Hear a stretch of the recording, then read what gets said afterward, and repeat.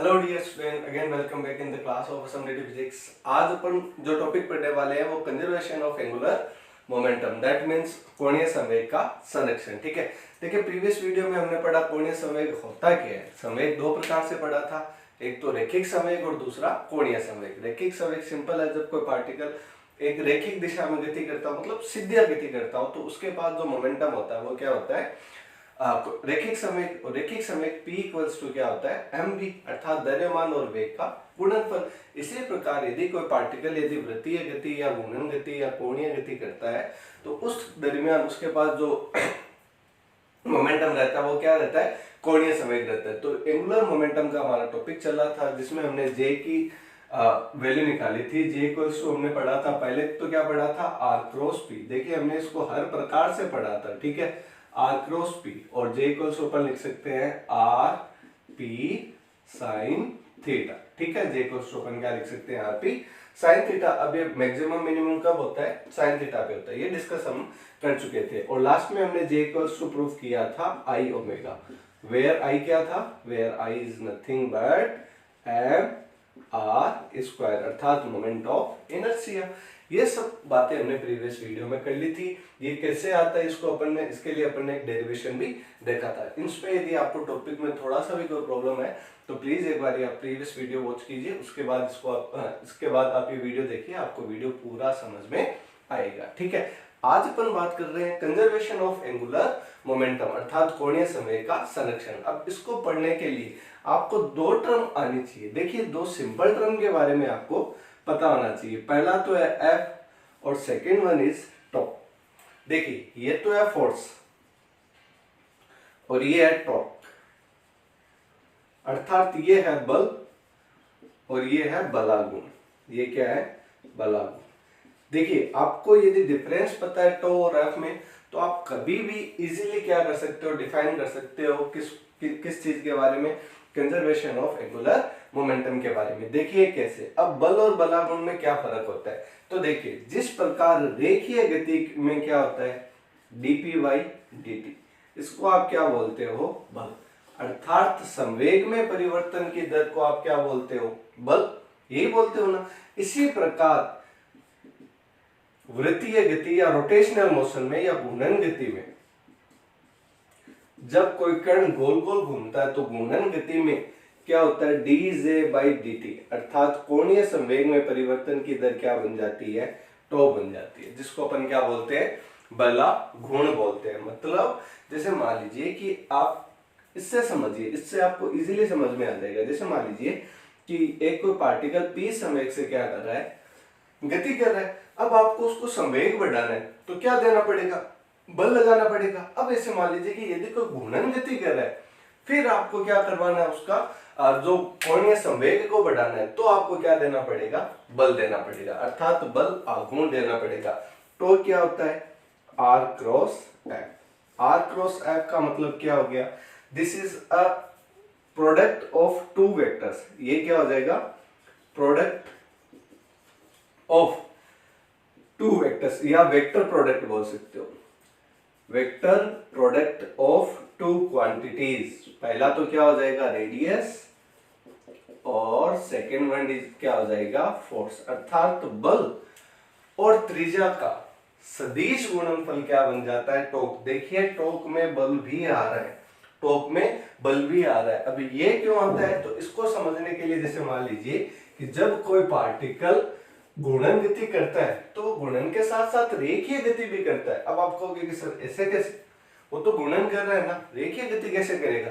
तो मान लीजिए कि पार्टिकल यहां से यहां गया, तो मान लीजिए यहां से यहां तक चला तो अपन कह सकते हैं वो ऊपर की तरफ गया, बट देखिए यहां से यहां तक जाने के लिए ऐसे तो चला ही ना वो, इसीलिए अपन V इक्वल्स टू भी क्या बोलते हैं, R क्रॉस ओमेगा। अब ओमेगा क्या होता है, कोणीय वेग, और V क्या होता है, रेखीय वेग। दैट मींस जब कोई कोणीय घूर्णन गति करता है तो रेखीय गति भी साथ साथ करता है। ठीक है, तो इसीलिए यहाँ पर क्या आता है, F आता है। F का मतलब रेखीय गति में जितना परिवर्तन होगा। ठीक है, तो यहाँ पे कितना बना, टो क्या बना, R क्रॉस F। इससे अपन थोड़ा सा और आगे डिफाइन करें तो टो क्या बन जाएगा, RF साइन थीटा। अब यदि अपन थोड़ा सा और बात कर लें कि टो मैक्सिमम कब होगा, जब थीटा की वैल्यू कितनी हो जाएगी, 90। पहली बात। मैक्सिमम। फिर टो क्या मिनिमम कब होगा? टो मिनिमम कब होगा? जब थीटा की वैल्यू क्या हो जाएगी? 0, और 0 की केस में टो का भी मान कितना हो जाएगा?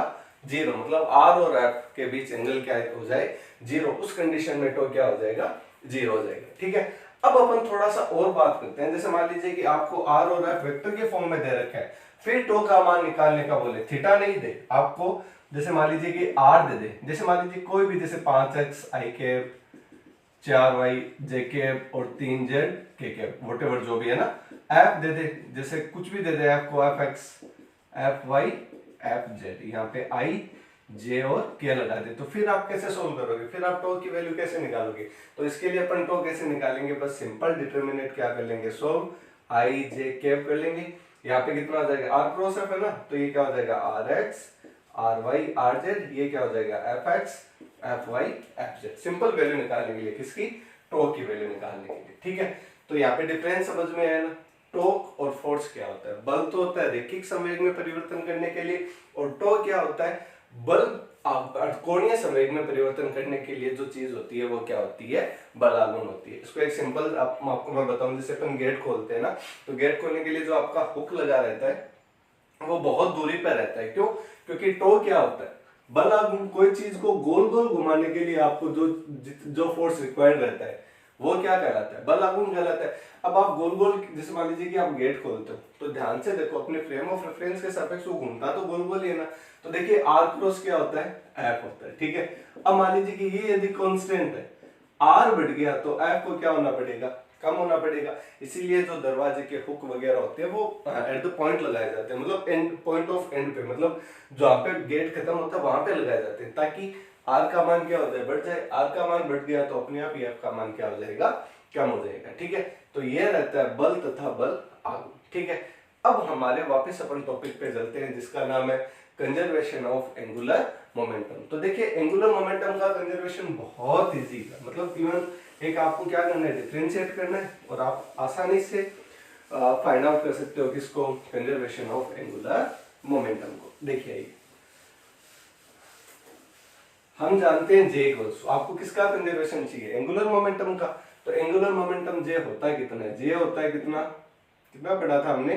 आर क्रॉस पी, ये पढ़ा था ना जी? ये देख लीजिए एक बार, यहाँ पे ये देख लीजिए, जे क्या होता है? R cross P. जानते हो? ठीक है, ओके, पहली बात। दूसरी बात, यदि मैं इस इक्वेशन का टी के सापेक्ष क्या कर दूं? डिफरेंशिएट कर दूं, तो ये डिफरेंशिएट कैसे होगा?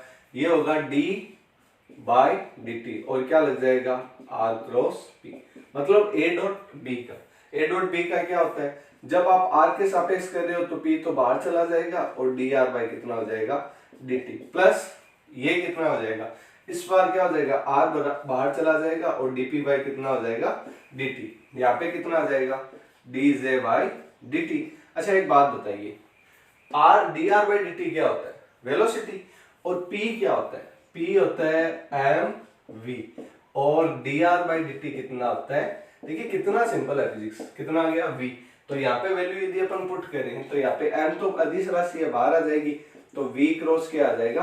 v। ठीक है, अब मैं ये नहीं लिखूंगा कि ये टर्म कैसे है, क्योंकि आप इंटेलिजेंट स्टूडेंट हो, आप सारे जानते हैं। ठीक है, अब देखिए यहाँ पे r क्रॉस आया, और dp बाई dt क्या होता है? f, तो यहाँ पे कितना आ गया? r क्रॉस f आ गया। अच्छा, इस टर्म की वैल्यू कितनी होगी ये सोचिए, dj बाय dt। इस टर्म की वैल्यू कितनी होगी ये बताना। एक बार मैं देख लेता हूँ, ये आपको दिखाई दे रहा है ना? हाँ, v क्रॉस v दिखाई दे रहा है। ठीक, देखिए v क्रॉस v की वैल्यू कितनी होगी? v क्रॉस v मतलब दोनों सेम ही वेक्टर, और दो सेम वेक्टर के बीच एंगल कितना बनता है? 0।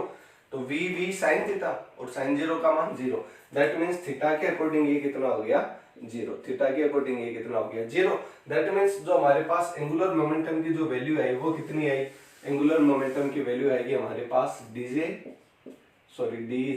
By dt। यहाँ पे ये टर्म तो 0 होगी, और r क्रॉस कितना हो गया? f। अभी अभी पढ़ा था r क्रॉस f क्या होता है? टो होता है। r क्रॉस f क्या होता है? टो होता है। इसका मतलब यदि किसी निकाय पर बाह्य बल आघूर्ण का मान कितना हो? 0। समझना, बहुत इंपॉर्टेंट बात है। यदि किसी निकाय पर, यदि इफ एनी सिस्टम एक्सटर्नल टो इक्वल्स टू 0, एक्सटर्नल टो इक्वल्स टू कितना हो 0। यदि किसी निकाय पर बाह्य बलागुण का मान 0, बाह्य बल आघूर्ण, बाह्य बल आघूर्ण का मान कितना हो, का मान 0, तो यहां पर dj बाई dt कितना हो जाएगा, इसको मैं एक्सटर्नल बोल दूं तो dj बाई dt हो जाएगा कितना 0। dj by dt equals to 0 कब, जब बाह्य बल आघूर्ण का मान 0। दैट मीन्स ये 0 है तो j तो 0 नहीं है, इसका मतलब j क्या हो जाएगा, कांस्टेंट। कांस्टेंट मतलब j नहीं बदल रहा, और j नहीं बदल रहा इसका मतलब j क्या रह रहा है, कंजर्व रह रहा है, संरक्षित रह रहा है, और इसी को अपन क्या बोलते हैं, कंजर्वेशन ऑफ एंगुलर मोमेंटम। देखिए आपको ये सीधा सा समझ में नहीं आएगा, इसको मैं आपको वापस ऐप से समझाता हूँ। देखिए कैसे, यदि किसी निकाय पर बाह्य बल का मान क्या हो 0, बाह्य बल का मान 0 हो तो dp बाई dt क्या होता है भाई, f ही तो होता है ना।